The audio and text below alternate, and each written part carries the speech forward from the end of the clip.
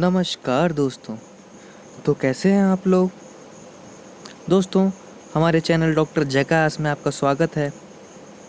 दोस्तों, हमारी पुरानी वीडियोस में आपका ढेर सारा प्यार मिला। दोस्तों, हमारी वीडियोस को ऐसे ही देखते रहिए और पसंद करते रहिए। और यदि हमारा चैनल सब्सक्राइब नहीं किया है तो दोस्तों प्लीज़ सब्सक्राइब कर लीजिए और घंटा ज़रूर दबा दीजिए। दोस्तों, आज हम बात करेंगे चेस्ट एक्सरे के बारे में। दोस्तों, हम कुछ बेसिक्स चीज़ें देखेंगे चेस्ट एक्सरे के बारे में। उसके बाद कुछ आगे की चीज़ें भी देखेंगे। दोस्तों, सबसे पहले मैं बता दूं कि चेस्ट एक्सरे हमारी जनरल प्रैक्टिस के लिए बहुत ज़्यादा महत्वपूर्ण है दोस्तों, क्योंकि हमारी जनरल प्रैक्टिस में हम आमतौर पे पूरी ज़िंदगी एक्सरे देखते रहेंगे और उसके बेस पे हम अपने मरीज़ का इलाज करते रहेंगे। दोस्तों, यदि किसी कारण हम चेस्ट एक्सरे को ढंग से नहीं देख पाते हैं तो उसकी वजह से हमारा पेशेंट अनसेटिस्फाइड भी हो सकता है या फिर हम डिसीज़ का ठीक से डायग्नोसिस नहीं कर पाएंगे। दोस्तों, ज़्यादातर doctors and medical student x ray को ठीक तरह से नहीं देख पाते हैं, उसको ठीक तरह से इंटरप्रेट नहीं कर पाते हैं दोस्तों। तो दोस्तों, हमारी इस वीडियो का यही मकसद है कि हम एक्सरे की ज़्यादा से ज़्यादा जानकारी आप लोगों तक पहुंचा सकें, जिससे कि आप अपनी क्लिनिकल प्रैक्टिस में उसको आसानी से देख सकें। चलिए दोस्तों, समय को न गवाते हुए शुरू करते हैं आज का टॉपिक, चेस्ट एक्सरे। दोस्तों, सबसे पहले हम आज क्या देखेंगे उसके बारे में थोड़ा सा ब्रीफली बता दें। दोस्तों, सबसे पहले हम एक्सरे की क्वालिटी असेसमेंट करेंगे कि हमारा एक्सरे की क्वालिटी कैसी है, वो हमारा एक्सरे गड़बड़ तो नहीं है, उसमें कुछ खामी तो नहीं है, उसमें कोई एरर तो नहीं है दोस्तों। उसके बाद दोस्तों हम कुछ फैक्टर्स देखेंगे जो कि हमारे पेशेंट पे डिपेंड करते हैं। पेशेंट डिपेंडेंट फैक्टर्स देखेंगे जो हमारे एक्सरे पे डिपेंड करेंगे पेशेंट के। उसके बाद दोस्तों हम इम्पोर्टेंट एनाटमी देखेंगे एक्सरे के, कि हम क्या क्या एनाटमी से उसको इंटरप्रेट कर सकते हैं। उसके बाद हम लंग्स एंड प्लूरा देखेंगे दोस्तों। उसके बाद डायफ्राम भी देखेंगे, डायफ्राम बहुत ज़्यादा ज़रूरी है दोस्तों। उसके बाद अंत में हम उसकी बोन्स और सॉफ्ट टिश्यूज़ को भी इंटरप्रेट करेंगे दोस्तों। सॉफ्ट टिश्यू में हमारे लंग्स तो आता ही है दोस्तों। हम एक्सरे से हार्ट के बारे में भी काफ़ी सारी जानकारी ले सकते हैं। हम कार्डियो मायोपैथी को भी देख सकते हैं दोस्तों, कार्डियोमेगेली को भी देख सकते हैं। चलिए दोस्तों, शुरू करते हैं आज का टॉपिक। सबसे पहले दोस्तों हम क्वालिटी असेसमेंट देखते हैं दोस्तों। सबसे पहले दोस्तों, यदि आपने एक्सरे लिया है तो सबसे पहले उसकी क्वालिटी ज़रूर देखें दोस्तों। यदि उसमें कोई एरर होता है तो दोस्तों सीधा सीधा पेशेंट के ऊपर इसका इफ़ेक्ट पड़ेगा। उससे पहले हम अपने एक्सरे की लेबलिंग देख लें, लेबलिंग उसकी ठीक है या नहीं है दोस्तों। आपने अक्सर एक्सरे में देखा होगा कि उसमें राइट एंड लेफ़्ट साइड लिखा होता है ऊपर की साइड में। या कभी कभी दोस्तों जो टेक्नीशियन होता है वो गलत भी लिख सकता है दोस्तों, इसलिए एज ए डॉक्टर आपको उस लेवलिंग को ज़रूर चेक करना है। उसके बाद दोस्तों आपने ये तो अक्सर देखा होगा कि हॉस्पिटल्स में एक्सरे कभी कभी मिसमैच हो जाते हैं। इसका एक्सरे उसके पास पहुंच जाता है, उसका एक्सरे उसके पास पहुंच जाता है। तो दोस्तों एक्सरे को मिसमैच होने से बचाएं, उसके ऊपर एक प्रॉपर नाम डालें। उसके बाद दोस्तों उसका नाम ज़रूर पढ़ें, कि एक्सरे देखने से पहले पेशेंट का नाम ज़रूर पढ़ें।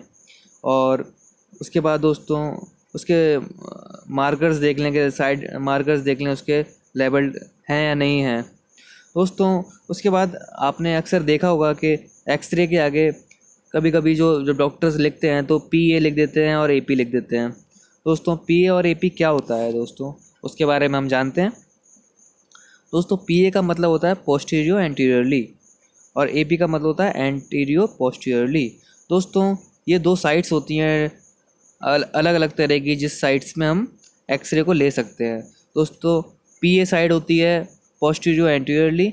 इसका मतलब होता है कि जो रेज आ रही होती हैं वो हमारी पीठ की साइड से घुसती हैं और हमारी छाती की साइड से बाहर निकल के हमारी फिल्म में जाती हैं पोस्टीरियर एंटीरियरली में दोस्तों। एंटीरियर पोस्टीरियरली में जो रेज होती हैं वो हमारे सामने की तरफ से आती हैं, हमारे फेस की तरफ से आके हमारी छाती में घुस के और हमारी पीठ की साइड से बाहर निकलती हुई हमारे जो फिल्म होती है उसके पास जाती हैं दोस्तों।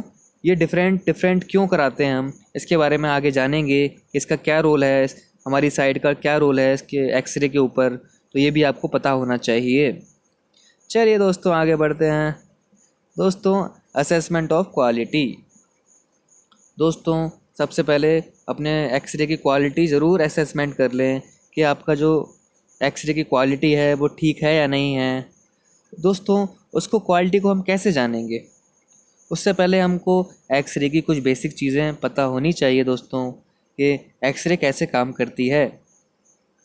दोस्तों एक्सरे जो मशीन होती है उसमें जैसे कि नाम से आपको पता चल रहा है कि रेज़ होती हैं।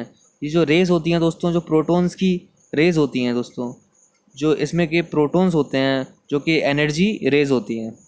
दोस्तों कभी कभी मशीन ज़्यादा प्रोटॉन्स को डाल सकती है बॉडी के ऊपर, कभी कभी जो प्रोटॉन्स की मात्रा है, जो रेस की मात्रा है वो कम होती है। दोस्तों हमारा एक्सरे प्रॉपर होने के लिए जो रेस की मात्रा है, जो प्रोटॉन्स होते हैं, जो एनर्जी प्रोटॉन्स होते हैं, उनकी मात्रा ऑप्टिमम होनी चाहिए। दोस्तों इस वाले एक्सरे में आपको दिख रहा है कि बहुत ज़्यादा लाइट एक्सरे है, क्योंकि इसमें जो हमारे एक्सरेज आ रहे हैं दोस्तों, एक्सरेज को आप ब्लैक रेडिएशन की फॉर्म में देख सकते हैं। रिचनेस जितना कि डार्कनेस का, जितना कि डार्कर कॉम्प्लेक्शन होगा उतना ही रेस ज़्यादा आएंगी, जितना कि लाइटर कॉम्प्लेक्शन होगा उतना ही रेस कम आएंगी। दोस्तों इस वाले फ़ोटो में देखिए दोस्तों कि ये हमारा लाइटर है, तो इसका मतलब जो हमारी रेज़ आ रही हैं बहुत हल्की आ रही हैं। इस वाले फ़ोटो में दोस्तों बहुत ज़्यादा डार्क रेज़ आ रही हैं, तो ये भी हमारे इन एक्सरे को देखने में दिक्कत करता है। इसमें प्रॉपर हम चीज़ों को नहीं देख पाते हैं। तो जो दोस्तों ये वाला जो हमारा एक्सरे है, जो ऑप्टिमम एक्सरे है, ना कि ज़्यादा हल्का है ना ज़्यादा डार्क है, तो ऐसा एक्सरे हमें कराना चाहिए। दोस्तों उसके बाद हम देखेंगे पीए और एपी में क्या डिफरेंस है। दोस्तों पोस्टीरियो एंटीरियरली और एंटीरियो पोस्टीरियरली में क्या क्या डिफरेंस आता है दोस्तों जैसे कि आपको मैं बेसिक चीज़ बता दूं कि जो हमारा रिब केज है, ये दोस्तों ये रिब केज है, इसमें जो एक तरह से हमारे ऑर्गन्स डले हुए होते हैं। तो हमारा जो हार्ट होता है वो आगे की तरफ डला हुआ होता है, और जो हमारे लंग्स होते हैं वो पीछे की तरफ होते हैं। तो दोस्तों यदि हमको हमारे लंग्स के बारे में जानकारी चाहिए एक्सरे के थ्रू, तो हम दोस्तों पोस्टीरियो एंटीरियरली एक्सरे लेते हैं दोस्तों, क्योंकि हमारा जो लंग्स होते हैं वो पोस्टीरियर साइड होते हैं।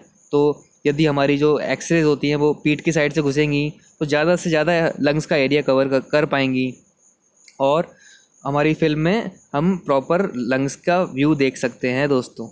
और दोस्तों ये वाला जो व्यू है वो एंटीरियो पोस्टीरियरली है। इसमें हमारी जो रेज आएंगी हमारी छाती के सामने से आएंगी, और जो निकलेंगी वो पीठ से निकलेंगी। तो ज़्यादा एरिया जो, जैसे कि आपको पता है कि हमारे जो हार्ट होता है वो आगे की साइड होता है, तो जो एक्सरे पे जो हार्ट जो एरिया कवर करेगा वो ज़्यादा कवर करेगा। दोस्तों मैं आपको फ़ोटोज़ में दिखा सकता हूँ कि दोस्तों जैसे देखिए कि ये वाला एरिया कितना है दोस्तों, कितना साफ़ दिख रहा है हार्ट का एरिया इस फ़ोटो में, और इस वाले फ़ोटो में कितना छोटा दिख रहा है, अनक्लियर दिख रहा है एरिया। दोस्तों मैं एक बात बता दूं कि ये वाला पेशेंट जिसमें कि ये वाला एरिया दिख रहा है, और ये वाला पेशेंट इसमें कि एरिया कम दिख रहा है, ये एक ही पेशेंट हैं। फ़र्क इतना है कि इसमें एक्सरे सामने से आ रही हैं और ये बहुत क्लियर हार्ट दिख रहा है। इसमें एक्सरे में जो रेज आ रही हैं वो पीठ की साइड से आ रही हैं, और जो हार्ट है वो क्लियर नहीं दिख रहा है, लंग्स क्लियर दिख रहे हैं। चलिए दोस्तों आगे देखते हैं। दोस्तों जैसे कि आपको पता है कि कभी कभी पेशेंट एक्सरे लेते समय रोटेट हो जाता है, क्योंकि टेक्नीशियन कभी कभी ध्यान नहीं दे पाता है। तो दोस्तों आपको पता करना है कि अगर पेशेंट रोटेट हुआ है तो क्या क्या गलतियाँ, क्योंकि दोस्तों रोटेट हो जाता है तो कभी कभी एरर्स आ जाते हैं, आप गलत रिपोर्ट दे सकते हैं और उसका गलत ट्रीटमेंट चला सकते हैं दोस्तों। तो सबसे पहले आपको देखना है दोस्तों, जैसे आप कैसे पता करेंगे पेशेंट रोटेट तो नहीं हुआ है। सबसे पहले दोस्तों इसकी ये क्लेविकल है, ये देख लें। और दोस्तों ये आपकी वर्टिब्रीज दिख रही हैं, यहाँ पे 1 2 ये वाली वर्टिब्रीज दिख रही हैं दोस्तों। इसके बीच में जो आपको जैसे कि पता है कि स्पाइनस प्रोसेस होती है दोस्तों, बीच में ये स्पाइनस प्रोसेस हैं दोस्तों। क्लेविकल्स और स्पाइनस प्रोसेस के बीच में जो दूरी होती है, क्लेविकल और स्पाइनस प्रोसेस की जो बीच में दूरी होती है दोस्तों, दोनों इस फोटोज़ में बराबर दिख रही है। जैसे कि आप देख पा रहे हैं फ़ोटोज़ में बराबर दूरी दिख रही है। और दोस्तों जब ये पेशेंट जो होता है वो रोटेट कर जाता है। कि इस फोटो में पेशेंट लेफ़्ट साइड में रोटेट कर गया है दोस्तों, इसमें लेफ़्ट साइड में रोटेट कर गया है दोस्तों। इसमें जो आपको स्पाइनस प्रोसेस दिख रही है दोस्तों, वो ये स्पाइनस प्रोसेस है, दिख रही होगी, ये आपकी स्पाइनस प्रोसेस हैं। और इसमें दोस्तों फ़ोटो में क्लियर नहीं आ रही है, लेकिन ये जिस जिस साइड रोटेट हुआ है पेशेंट, उसके अपोजिट साइड में स्पाइनस प्रोसेस शिफ्ट हो जाती है। जैसे यहाँ पे शिफ्ट हो गई और एक क्लेविकल यहाँ पे है, क्लेविकल यहाँ पे है और ये यहाँ पे शिफ्ट हो गई है दोस्तों। तो दोस्तों आगे देखते हैं। दोस्तों एक और बात बता दूं कि पेशेंट जिस साइड शिफ्ट होता है उस साइड का जो लंग होता है वो ज़्यादा डार्क आता है फ़ोटो में, जैसे कि इसमें आ रहा है, लेकिन फ़ोटो क्लियर नहीं है, उसकी वजह से आप देख नहीं पा रहे हैं, लेकिन ऐसा होता है दोस्तों। जिस साइड पेशेंट शिफ्ट होता है उस साइड का जो लंग होता है वो डार्क आता है। चलिए दोस्तों आगे देखते हैं। दोस्तों अब हम देखेंगे उसका कुछ और फैक्टर्स जिस पे हमारा एक्सरे डिपेंड करता है। दोस्तों जैसे कि आपको बेसिक चीज़ पता है कि जब हम एक्सरे लेते हैं तो पेशेंट की सांस फुलवा लेते हैं। पेशेंट से कहते हैं कि भाई कि डीप ब्रीथ ले, मतलब फेफड़ों में पूरी की पूरी हवा भर ले जितनी की तेरी दम है। दोस्तों जब तक ये फेफड़ों में हवा नहीं भरी जाएगी, जब तक आपका एक्सरे क्लियर नहीं आता। इसका एक एग्जांपल देखते हैं दोस्तों इसमें ये पेशेंट है, इसमें उसने फुली इंस्पायर्ड किया हुआ है एयर को, और उसकी फ्रंट साइड में आपकी रिब्स दिख रही हैं 1 2 3 4 5 6। दोस्तों ये फ्रंट साइड की रिब्स दिख रही हैं दोस्तों। अक्सर नॉर्मल एक्सरे में फ्रंट में 6 रिब्स दिखती हैं और बैक में जो बैक की होती हैं वो 10 दिखती हैं। 1 2 3 4 5 6 7 8 10, मतलब उल्टा हो गया, तो ये 10 दिखती हैं। तो ये नॉर्मल एक्सरे में आया है दोस्तों। जब इस पेशेंट को हमने बिना सांस के, मतलब उसने सांस निकाल के एक्सरे लिया, तो ये एक्सरे ऐसा आया है दोस्तों। देखिए एक्सरे में कैसा लग रहा है। एक्सरे में दोस्तों नीचे पैचेस दिख रहे हैं और उसमें रिब्स भी क्लियर नहीं आ रही हैं, रिब्स की भी काउंटिंग कम हो गई है। दोस्तों आपको एक बात बता दूं, ये वाला एक्सरे और ये वाला एक्सरे एक ही पेशेंट का है, लेकिन सांस भरने से इसमें सांस भरी हुई है तो क्लियर आया है, इसमें सांस नहीं भरी हुई है तो क्लियर नहीं आया है। तो दोस्तों ये एरर आ सकते हैं एक्सरे लेते समय। दोस्तों अब हम हार्ट के बारे में जानेंगे। एक्सरे में हम हार्ट को कैसे देख सकते हैं, उसको हम कैसे पहचान सकते हैं, कार्डियोमेगेली को कैसे पहचान सकते हैं, हार्ट का साइज़ बढ़ गया है तो उसको कैसे पहचान सकते हैं। चलिए दोस्तों देखते हैं। दोस्तों ये है हमारा हार्ट। दोस्तों ये है ए है हार्ट, ए है यहाँ से लेके यहाँ तक, ये है हार्ट का पॉइंट। दोस्तों ये बी है, यहाँ से लेके यहाँ तक लंग्स के बीच का जो स्पेस है इसे बी कहते हैं। दोस्तों नॉर्मली जो इसका रेशियो होता है ए रेशियो बी, ये 0.5 होता है। कैसे होता है, इसको मान लो आप ए, इसको मान लो 1, इसको मान लो 2, तो इन दोनों का 1/2 का रेशियो 0.5 आएगा। दोस्तों किसी भी कारण ए का साइज़ 1 से ज़्यादा हो जाएगा तो मतलब यहाँ से लेके यहाँ तक मान लो इसको बढ़ गया, और बी 2 ही रहेगा, बी में कोई साइज़ में चेंज नहीं आएगा। तो मतलब इसका साइज़ बढ़ने से अगर हम इसका रेशियो बनाएंगे तो वो 0.5 से ज़्यादा आएगा। दोस्तों यही कारण है, इससे हम पहचान सकते हैं ये कार्डियोमेगेली हुई है नहीं हुई है। अगर हमारा रेशियो 0.5 से ज़्यादा आ रहा है तो इसका मतलब कार्डियोमेगेली हुई है। नॉर्मली जो हमारा रेशियो होता है वो 0.5 से कम होना चाहिए दोस्तों, 0.5 या 0.5 से कम होना चाहिए। चलिए दोस्तों आगे देखते हैं। आगे दोस्तों हम कुछ मेन ऑर्गन्स या फिर स्ट्रक्चर्स को देखेंगे एक्सरे के में, कि हम क्या क्या मेन ऑर्गन्स देख सकते हैं। दोस्तों ये हमारा हार्ट है, हार्ट में राइट आर्टरियम है, ये हमारी अपेक्स है, हार्ट की कार्डियक अपेक्स है। दोस्तों हमने कार्डियक अपेक्स के बारे में हाइपरटेंशन में भी बात करी थी, जिसमें कि हमें जो अपेक्स मिलती है वो 5th इंटरकोस्टल स्पेस में मिलती है। ये 5th रिव है, ये 6th रिव है, इसके बीच में मिलती है अपेक्स बीट, जो कि बिल्कुल कोने में होती है। तो दोस्तों किसी कारण यदि ये अपेक्स बीट आगे बढ़ जाती है, शिफ्ट हो जाती है, तो इसका मतलब यहाँ से लेके यहाँ पे आ जाती है, तो इसका मतलब हार्ट का साइज़ बढ़ गया है। ये हमारा लेफ़्ट वेंट्रिकल है, और ये हमारी सुपीरियर वेना कावा है, ये हमारा ऑर्टा है, यहाँ पे दोस्तों दिख रही होगी आपको एरो में। दोस्तों ये हमारा पल्मोनरी ट्रंक है और ये हमारा लेफ्ट आर्टियल अपेंडेजेस है। चलिए दोस्तों आगे देखते हैं। दोस्तों हाइलर पॉइंट्स, ये थोड़ा डिफ़िकल्ट पॉइंट है दोस्तों। हाइलर पॉइंट दोस्तों क्या होते हैं? हाइलर पॉइंट बेसिकली दोस्तों जब बनते हैं, जो हमारे दो मुख्य हमारी जो वेन जो वो हैं नसें हैं वो मिलती हैं। कौन कौन सी नसें मिलती हैं देखते हैं।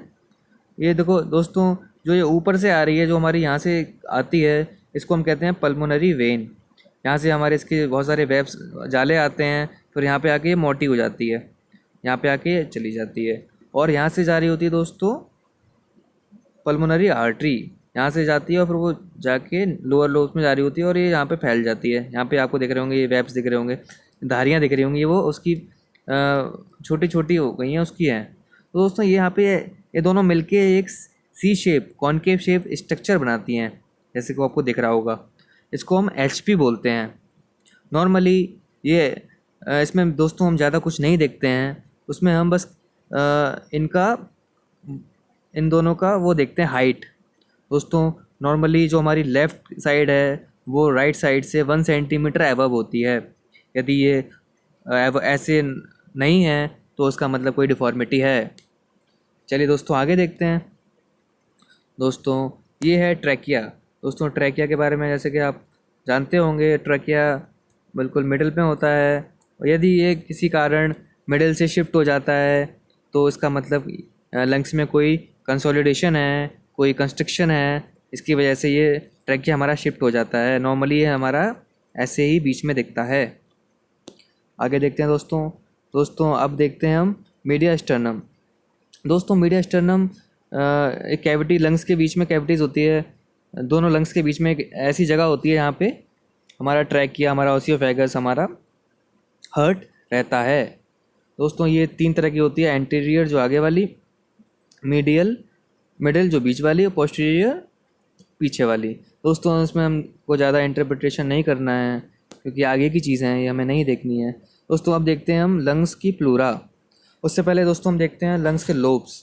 दोस्तों राइट लंग में 3 लोब्स होते हैं, अपर लोब, मिडिल लोब और लोअर लोब। दोस्तों लेफ़्ट में 2 ही होते हैं, अपर लोब और लोअर लोब। दोस्तों इसकी प्लूरल एनाटमी देखते हैं अब। दोस्तों जैसे कि फ़ोटो में आपको दिख रहा है कि ये लेफ़्ट अपर लोब है और ये लेफ़्ट लोअर लोब है। इसके बीच में आपको फिशर दिख रहा होगा, ये ऑब्लिक फिशर होता है दोस्तों। और दोस्तों ये वाला जो फिगर है ये राइट है। इसमें जैसे कि मैंने आपको बताया था कि 3 लोब्स होते हैं इसमें, राइट अपर लोब है, ये राइट मिडिल लोब है और ये राइट लोअर लोब है। इसके बीच में ये ऑब्लिक फिशर है, ये हॉरिजॉन्टल फिशर है। इसमें 3 लोब होते हैं राइट वाले में, इसमें 2 लोब होते हैं। और आगे कुछ नहीं जानना है इतना। आगे देखते हैं दोस्तों ये बहुत ज़्यादा इम्पोर्टेंट चीज़ है दोस्तों, ये है डायफ्राम। दोस्तों ये जो लंग्स का डायफ्राम है ये नीचे एंगल की साइड, ऐसे नीचे के पॉइंट की साइड दिख रहे होते हैं। जैसे आपको ये नुकीला दिख रहा है नीचे, दोस्तों ये नीचे की साइड पॉइंटेड होते हैं। यदि आपको पॉइंटेड नहीं मिल रहे हैं तो इसका मतलब आपका प्लूरल इफ्यूजन हो गया है या फिर पानी भर गया है फेफड़ों में, मतलब प्लूरा में पानी भर गया है। दोस्तों ये नुकीले ज़रूर होने चाहिए, आपको ज़रूर देखना है ये ऐसे होते हैं। दोस्तों इसमें दूसरी चीज़ ये देखनी है कि जो हमारा लेफ़्ट वो है हमारा डायफ्राम, वो यूजुअली लोअर होता है, और जो हमारा जो राइट होता है वो 1 से 1.5 सेंटीमीटर हायर होता है लेफ़्ट वाले से। हमारा जो राइट वाला डायफ्राम होता है वो 1 से 1.5 सेंटीमीटर हायर होता है लेफ़्ट वाले से। दोस्तों ये आपको समझ में आ गया होगा। आगे देखते हैं दोस्तों अब बोन्स का असेसमेंट देखते हैं दोस्तों। जैसे कि मैंने आपको बताया था कि फ्रंट में आपको 6 बोनें दिखती हैं एंटीरियरली, और पोस्टीरियरली आपको 10 बोनें दिख जाती हैं। तो दोस्तों इसमें यदि कोई क्रैक आया है तो आपको, या कोई क्रैक आया है या कुछ आया है तो आपको वो नज़र आ जाता है फ़ोटोज़ में। तो नॉर्मल फ़ोटोज़ आपको दिख रहे होंगे इसमें, नॉर्मल रिब्स के जो फ़ोटोज़ हैं वो आपको दिख रहे हैं। चलिए दोस्तों, हमने आज आपको लंग्स के बारे में काफ़ी कुछ बताने की कोशिश की है। टाइम ज़्यादा हो गया है और उसके बाद हमारा दिमाग थोड़ा कम चलने लगता है। दोस्तों, धीरे धीरे हम कोशिश करेंगे और ऐसे ही आगे वीडियोस आपके समक्ष लाते रहेंगे। दोस्तों, यदि वीडियो अच्छी लगी तो लाइक करिए, शेयर करिए। हमारे चैनल को सब्सक्राइब नहीं है किया है तो सब्सक्राइब करिए दोस्तों। हम विदा लेते हैं। बाय दोस्तों।